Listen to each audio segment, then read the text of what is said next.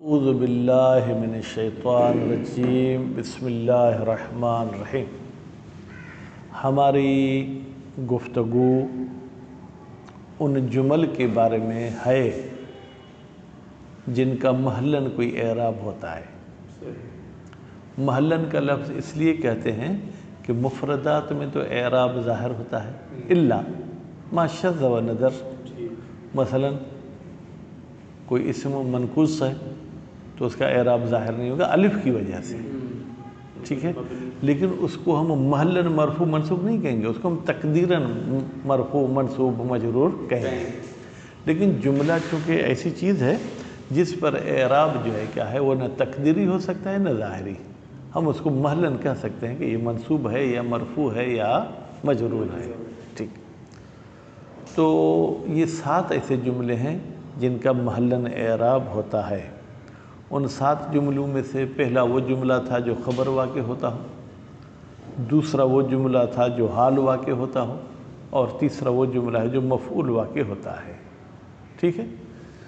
آج فرماتے ہیں کہ 3 باب ایسے، بھائی توجہ میری طرف ہو، کتاب کی طرف 2 منٹ نہیں دیکھیں، 3 ایسے باب ہیں جہاں پر جملہ مفعول واقع ہوتا ہے۔ آپ کو پریشانی سے بچانا چاہتے ہیں کہ ہر جگہ جملہ مفعول واقع نہیں ہوگا۔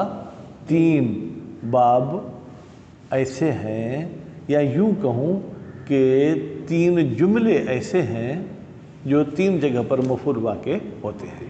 اچھا، سب سے پہلا جملہ کہتے ہیں کہ وہ جملہ جو قول کی حکایت کرے۔ مثلا میں نے ہشام شاہ کو کہا کہ آپ درس میں آ جائیں۔ اب یہ جو آخری جملہ ہے نا کہ آپ درس میں آ جائیں، یہ کہا کی حکایت کرتا ہے۔ صحیح، اس نے مجھے کہا کہ تو پورا جو ہے نا وہ نیاز کھا گیا۔ اب یہ جو بعد والا جملہ ہے یہ کہا کی تفسیر کر رہا ہے، ٹھیک ہے۔ تو یہ جملہ جو ہے کیا ہے، حکایت کر رہا ہے، گویا کہ مفعول ہو رہا ہے مادہ قول کا، اور اس کو ہم کیا کہیں گے، محلن منصوب کہیں گے۔ اچھا، تو صرف مادہ قول کا جملہ حکایت کر کے منصوب ہوگا کہتے نہیں، القول و مرادفہ، قول یا کوئی ایسا لفظ جو قول کی معنی میں ہو۔ مثلا اردو میں ہم کہتے ہیں جی آپ نے کیا کہا، آپ نے کیا فرمایا، ٹھیک ہے، آپ کیا بولنا چاہتے ہیں۔ اب کہا، فرمایا، بولنا، یا بد اخلاقی کے تو اور بھی الفاظ ہیں جو بولنے کی معنی میں ہوتے ہیں، لیکن عام طور پر اخلاق کے دائرے کے اندر رہ کر یہ جملے ہم کہہ سکتے ہیں۔ یا جیسے مثلا عربی میں قال زید، نادى زید، ٹھیک ہے، وصى زید، اگر وصا کو باب تفعیل سے لے جائے، زید نے وصیت کی، بھائی وصیت کی کیا وہ بھی بولنا ہی ہے، ٹھیک ہے۔ نصح زید، زید نے نصیحت کی، خطب زید، زید نے خطاب کیا، ٹھیک ہے۔ تو یہ تمام کے تمام ایسے الفاظ ہیں جن میں قاف واو لام نہیں آیا، لیکن یہ معنی وہی قول والی دے رہے ہیں۔ ذیشان صاحب تو کہتے ہیں کہ قول یا جو قول کا مرادف ہوگا، ٹھیک ہے، اس کے لیے مفعول ہوتا ہے۔ اس کی کوئی مثال آپ دیں، قال انی عبداللہ ہے، اس نے کہا کہ میں اللہ کا بندہ ہوں، ٹھیک۔ اب یہ انی عبداللہ کیا وہی قول ہے، یعنی کیا کہا، ٹھیک ہے۔ یہ تو انی عبداللہ جو ہے کیا ہے، یہ مفعول واقع ہو رہا ہے کس کے لیے، قال کے لیے۔ اچھا، اب چلتے ہیں اس لفظ کی طرف جو قول کا مترادف ہے۔ کہتے ہیں پھر اس کی 2 قسم ہیں، یا اس جملے کے ساتھ کوئی حرف تفسیر ہوگا یا حرف تفسیر نہیں ہوگا، ٹھیک ہے۔ حرف تفسیر کی مثال آپ دے سکتے ہیں، کہتے ہیں جی ہاں، حرف تفسیر کی ہم مثال عام طور پر مثلا اے کا لفظ جو ہے کیا ہے تفسیر کے لیے آتا ہے، ٹھیک ہے۔ یا ہم سندھی اردو میں کہتے ہیں یعنی، یعنی یہ حرف تفسیر ہے، ٹھیک ہے۔ اور یا وہ بغیر حرف تفسیر کے ہوگا، جیسے فلاں نبی نے کہا، ٹھیک ہے، یا فلاں نبی نے وصیت کی یا بنیہ، اے میرے بیٹو ایسے نہیں کرنا. اب یہاں پر یا بنیہ میں کوئی حرف تفسیر نہیں ہے، تو ہم اس کو بھی کیا کہیں گے کہ یہ مفعول کی بنیاد پہ محلاً منصوب ہے. اب سوال یہ ہوتا ہے کہ بھائی مفاعیل کی تو بہت ساری قسمیں ہیں، یہ مفعول بہی ہوگا، مفعول مطلق ہوگا، مفعول لہو ہوگا، معہو ہوگا، کون سا مفعول ہوگا؟ کہتے ہیں کہ اکثر علماء فرماتے ہیں کہ یہ مفعول بہی ہوگا. ٹھیک ہے، اور ابن حاجب صاحب نے کہا کہ نہیں یہ مفعول مطلق ہوگا. اگر مفعول مطلق ہوگا تو مفعول مطلق بھی کون سا؟ عددی، نوعی. ٹھیک ہے، کون سا ہوگا؟ کہتے ہیں یہ نوعی ہوگا. جیسے آپ کہتے ہیں جلستو جلست الامیر، میں ایسے بیٹھا جیسے امیر صاحب بیٹھتا ہے، یعنی بیٹھنے کا نوع بتا رہا ہے.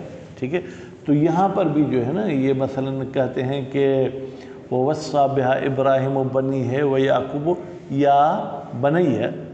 ٹھیک ہے، تو کہتے ہیں گویا کہ یہ جو یا بنیہ ہے یہ وصّا کے لیے مفعول مطلق، جیسے ضربت ضربن. ٹھیک ہے، تو مفعول مطلق کا لفظ عامل جیسا ہونا ضروری نہیں ہے، معنی اس جیسی ہونا ضروری ہے. جلستو جلوسن، جلستو قعودن، بات واضح ہوگی. مصنف صاحب سے پوچھتے ہیں کہ آپ کے نظریے کے مطابق اکثر علماء کا نظریہ ٹھیک ہے یا ابن حاجب صاحب کا نظریہ ٹھیک ہے؟ بہرحال میں تو شکر کرتا ہوں پروردگار کا کہ یہ بات میرے ذہن میں نہیں تھی، اب یہ پڑھانے کی برکت سے اب میرے ذہن میں آ گئی. کہتے ہیں جہاں پر مفعول کی طرف اس کے عامل کے اسم مفعول کی نسبت دینا صحیح ہو، آپ کے لیے بھی نہیں ہوگی. جہاں پر مفعول کی طرف ہو عامل کے اسم مفعول کی نسبت دینا صحیح ہو، وہ مفعول بہی ہوتا ہے. اور جہاں پر اس مفعول کی طرف عامل کے اسم مفعول کی نسبت دینا ٹھیک نہ ہو، اس کو آپ مفعول مطلق یا کہیں اور لے جا سکتے ہیں. مثلا آپ کہتے ہیں ضربت زیدن، زید کیا ہے بیٹا؟ اسم مفعول، اسم مفعول نہیں بلکہ مفعول. ضربت فعل، تو فاعل، زید مفعول. اب ضربت کا اسم مفعول کیا ہوگا؟ مضروب. آپ کہہ سکتے ہیں زید مضروب، کہہ سکتے ہیں نا، ٹھیک. لیکن اگر آپ یہ کہیں ضربت ضربا شدیدا، کیا ضرب کی طرف مضروب کی نسبت دے سکتے ہیں؟ نہیں دے سکتے ہیں. ٹھیک ہے، تو نتیجے میں جو بھی مفعول ہو ہمیں اشتباہ ہو رہا ہو کہ یہ مفعول بہی ہے یا نہیں، ہم نظر کریں گے اس کے عامل پر، اس کے عامل سے اس میں مفعول بنائیں گے، پھر اس میں مفعول کو خبر بنائیں گے، اور یہ جو مشکوک لفظ ہے اس کو مبتدا بنائیں گے، نسبت دیں گے. نسبت دینے کے بعد اگر جملہ درست ہے تو ہم اس کو مفعول بہی مانیں گے، اگر جملہ درست نہیں ہے تو ہم اس کو مفعول بہی نہیں مانیں گے. بات واضح ہوگی. باقی مثالیں عبارت میں پڑھتے ہیں. بسم اللہ الرحمن الرحیم. وَتَقَعُ الْجُمْلَةُ مَفْعُولًا، واقع ہوتا ہے جملہ مفعول فی ثلاثت ابواب بن. ٹھیک ہے، ابواب بن کیوں پڑھیں گے بھائی میرے؟ تمیز ہے. چلیں ٹھیک ہے. احدھا، بھائی اب احدھا یا احدھا یہ اب آپ لوگوں کا کام ہے. ان تین میں سے پہلا نہیں کہیں گے، ایک. اگر پہلا ہوتا تو اولا کا لفظ استعمال ہوتا. ان تین میں سے ایک کیا ہے؟ باب الحکایت بالقول.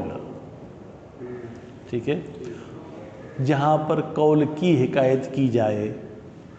ٹھیک ہے، لفظی ترجمہ تو کچھ ہی ہوگا، باب الحکایت بالقول، یعنی وہ باب جو حکایت و قول کے ذریعے، حالانکہ قول کے ذریعے حکایت نہیں ہوتی، قول کی حکایت کی جاتی ہے. ٹھیک ہے، وہ او مرادف ہی، قول پر عطف کریں گے، یا قول کے مرادف کی حکایت ہو. فالاول، اب دو چیزیں ہو گئیں، قول اور قول کا مرادف. فالاول، پہلے ہم چلتے ہیں کس کی طرف؟ قول کی طرف. جیسے قال انی عبداللہ، قال کا فاعل کسی کو بھی مانے، غالباً یہ حضرت عیسیٰ کے بارے میں ہے. ٹھیک ہے، حضرت عیسیٰ علیہ السلام نے فرمایا میں اللہ کا بندہ ہوں، یعنی ان کا فرمانا کیا تھا؟ فرمانے کی تفسیر کیا ہے؟ حکایت کیا ہے کہ میں اللہ کا بندہ ہوں. وثانی مرادف قول. ٹھیک ہے، نوعان، پھر ثانی کی دو قسمیں ہیں. ما ایک قسم، معہو جس کے ساتھ حرف تفسیر ہے. کقولک کتبت الیہ، میں نے اس کی طرف لکھا. ٹھیک ہے، ان افعل، کہ تو یہ کام کر. بھائی کتب تو بھی ایک قسم کا بولنا ہے. ٹھیک ہے، بولنے میں زبان کو آپ ہلاتے ہیں، کتب تو میں ہاتھ ہلاتے ہیں، لیکن ہاتھ بھی وہی زبان کی نمائندگی کرتا ہے. تو یہاں پر ان جو ہے گویا کہ ان یہ جو ہے کیا ہے؟ تفسیر کر رہا ہے. تو یہ یہاں پر ان افعل یہ جملہ کتبت کے لیے مفعول ہے. ٹھیک، اذا لم تقدر باء الجر، البتہ یہ ان افعل کو ہم اس صورت میں اپنے محل بحث کا مثال قرار دیں گے جب ان سے پہلے بائے جارہ کو تقدیر میں نہ لیں. اگر بائے جارہ کو تقدیر میں لیں گے تو پھر گویا کہ اس کا کوئی اعراب ہی نہیں ہوگا. والجملۃ فی ھذا النوع، اور جملہ اس قسم میں جب بائے حرف جر ہو کیا ہو جائے گا؟ مفسرہ ہو جائے گا. کس کے لیے؟ للفعل، کتبتو کے لیے. فلا موضع لہا، آپ پچھلے 7 جملوں میں پڑھ کر آئے جن کا محل اعراب نہیں ہوتا، ان میں سے ایک جملہ جو ہے کیا ہے؟ جملہ مفسرہ ہے. وما، یہ دوسری قسم، پینسل کے ساتھ بھلی عدد لگا دیں. ادھر انہوں نے کہا تھا نا کہ مرادف والی صورت کی 2 قسمیں ہیں. ٹھیک ہے، ان میں سے ایک قسم تھی جب کوئی جو ہے حرف تفسیر ہو. وما لیس معہ حرف تفسیر، وما یعنی وہ باب حکایت کہ جس کے ساتھ حرف تفسیر نہیں ہے. جیسے اللہ تعالیٰ کا قول ہے وہ وصّا، اور وصیت کی، بہا اس بات کی. اب تفسیر کا میں نے مطالعہ نہیں کیا. ابراہیم علیہ السلام نے کس کو وصیت کی؟ اپنے بیٹوں کو. وہ یعقوب، اور وصیت کی کس نے؟ یعقوب نے. کیا؟ یا بنیہ ان اللہ اصطفیٰ لکم دین، اے میرے بیٹو اللہ تعالیٰ نے آپ کے لیے انتخاب کیا ہے دین کو، یعنی بت پرستی نہیں کرنی ہے. ٹھیک ہے، اب یہ جو یا بنیہ ہے یہ وصّا کے لیے جو ہے کیا ہے جناب مفعول واقع ہو رہا ہے. ٹھیک ہے، وقولہ، نحو اس سے پہلے بھی گویا کہ تقدیر میں وقول امیر المؤمنین علیہ السلام فإنہ ینادی مناد یوم القیامت، بتحقیق شان یہ ہے ندا دینے والا قیامت کے دن ندا دے گا. کیا ندا دے گا؟ الا ان کل حارث، ان کل حارث مبتلا فی حرث، ہر اگانے والا، ہر کاشتکار اپنے کاشت میں مبتلا ہوتا ہے. اچھے کام کیے ہوں گے تو اچھوں میں، برے کیے ہوں گے تو بروں میں، اور وہ اپنے عمل کے عاقبت میں، یعنی اپنے عمل کا جو نتیجہ اس میں وہ رکھا ہوا ہے. غیر حرثۃ القرآن، ٹھیک ہے، قرآن کی کاشت کے علاوہ.